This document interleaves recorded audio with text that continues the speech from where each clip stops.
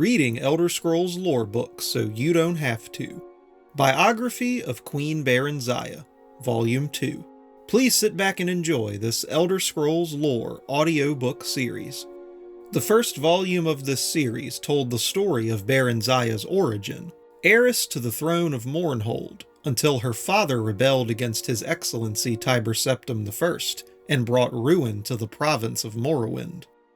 Thanks largely to the benevolence of the Emperor, the child Barenziah was not destroyed with her parents, but reared by Count Sven of Darkmoor, a loyal imperial trustee. She grew up into a beautiful and pious child, trustful of her guardian's care. This trust, however, was exploited by a wicked orphan stable boy at Count Sven's estate, who with lies and fabrications tricked her into fleeing Darkmoor with him when they turned 16. After many adventures on the road, they settled in Riften, a Skyrim city near the Morrowind borders.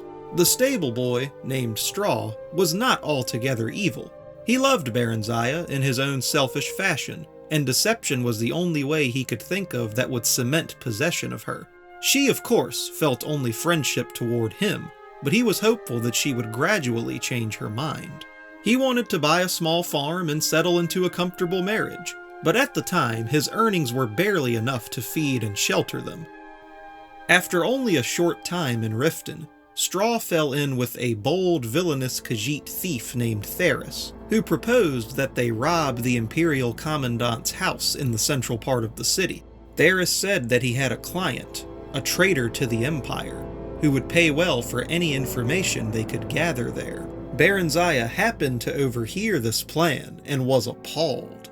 She stole away from their rooms and walked the streets of Riften in desperation, torn between her loyalty to the Empire and her love for her friends. In the end, loyalty to the Empire prevailed over personal friendship, and she approached the Commandant's house, revealed her true identity, and warned him of her friend's plan. The Commandant listened to her tale, praised her courage, and assured her that no harm would come to her.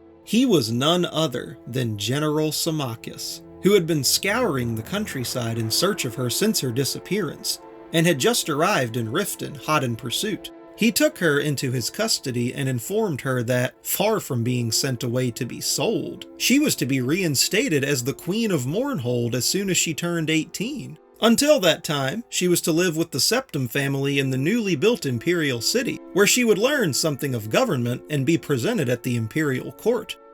At the Imperial City, Barenziah befriended the Emperor Tiber Septim during the middle years of his reign. Tiber's children, particularly his eldest son and heir Pelagius, came to love her as a sister. The ballads of the day praised her beauty, chastity, wit, and learning. On her 18th birthday, the entire imperial city turned out to watch her farewell procession preliminary to her return to her native land. Sorrowful as they were at her departure, all knew that she was ready for her glorious destiny as sovereign of the Kingdom of Mournhold.